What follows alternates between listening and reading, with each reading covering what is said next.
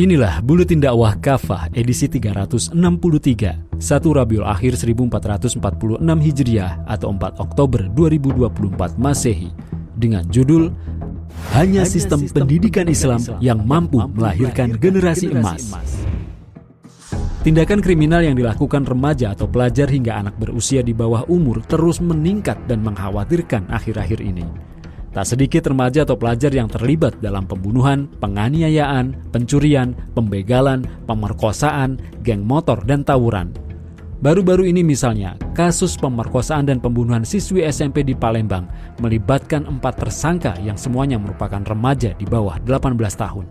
Data Dirjen Pemasyarakatan Kementerian Hukum dan Hak Asasi Manusia menunjukkan adanya peningkatan kejahatan anak mulai dari tahun 2020 hingga 2023. Tercatat 2.000 anak berkonflik dengan hukum atau ABH per Agustus 2023. Sekitar 1.467 anak diantaranya berstatus tahanan dan 526 anak lainnya menjalani hukuman sebagai narapidana. Kegagalan pendidikan sekuler. Penerapan sistem pendidikan sekuler di negeri ini terbukti telah gagal melahirkan generasi yang beriman dan bertakwa. Akibatnya, tindak kriminal khususnya yang dilakukan remaja atau pelajar makin meningkat.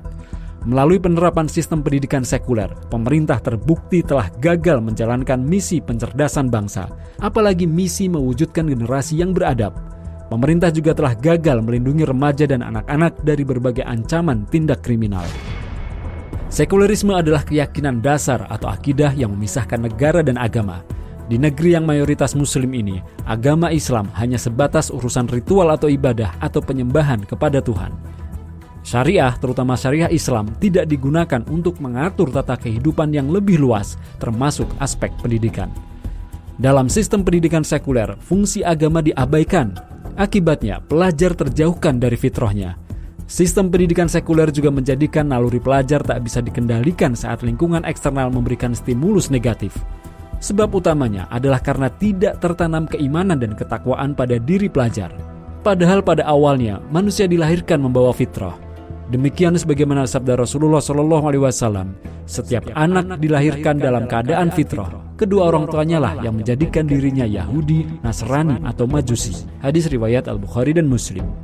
Hadis ini mengajarkan bahwa setiap manusia sejak kelahirannya cenderung pada agama yang benar atau ad-dinul haq, yakni tauhid atau Islam. Sayangnya, lingkungan yang sekuler baik di rumah, di sekolah maupun di masyarakat telah mematikan fitrah manusia ini.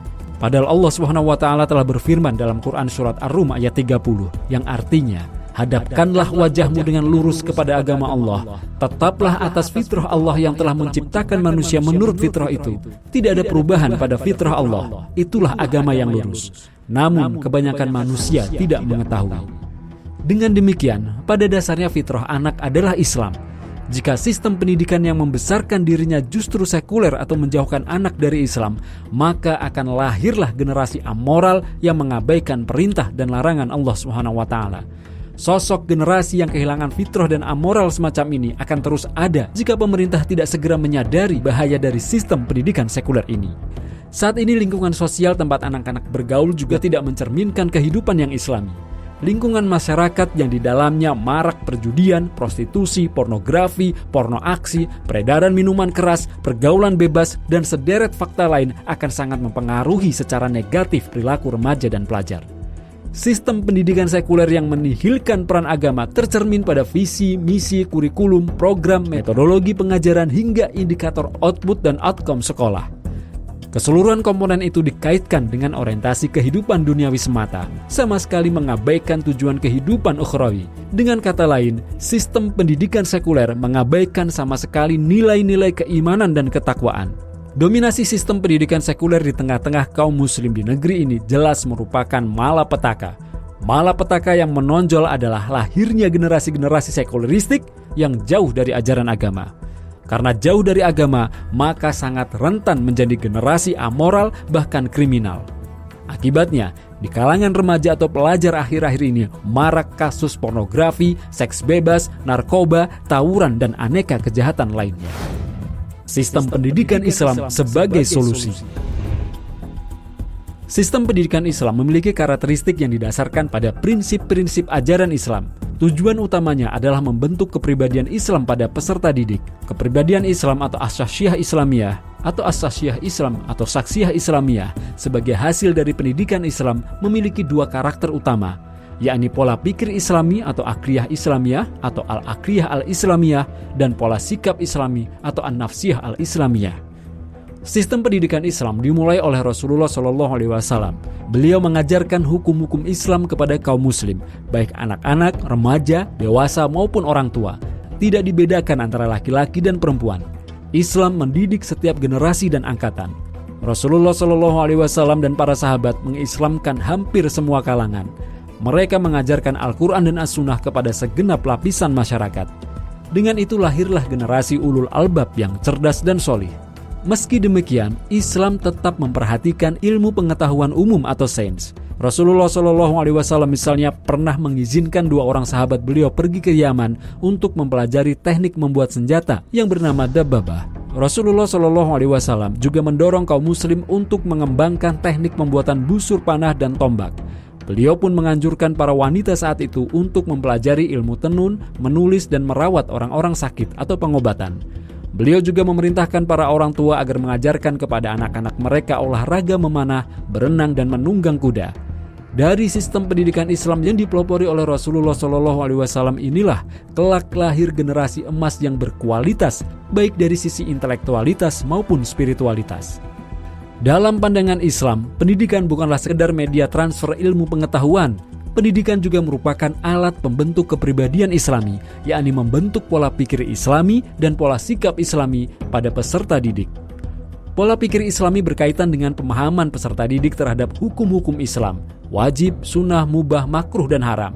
Pola sikap Islami berkaitan dengan perilaku peserta didik yang sesuai dengan hukum Islam di semua aspek kehidupan. Dalam pandangan Islam, orang tua di tengah-tengah keluarga wajib menjalankan fungsi pendidikan Islam kepada anak-anak mereka.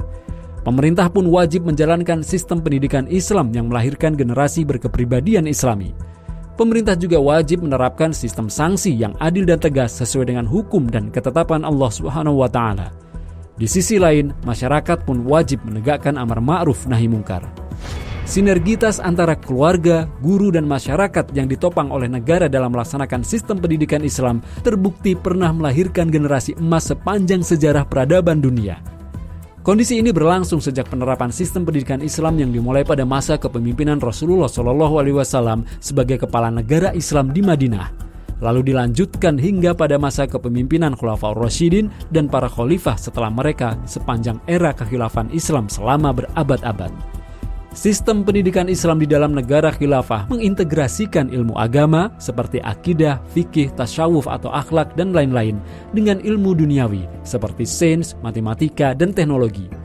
Tujuannya adalah untuk menghasilkan generasi yang tidak hanya cerdas dalam urusan dunia, tetapi juga memiliki pemahaman yang mendalam tentang ajaran agama dan mampu menerapkan nilai-nilai Islam dalam setiap aspek kehidupan.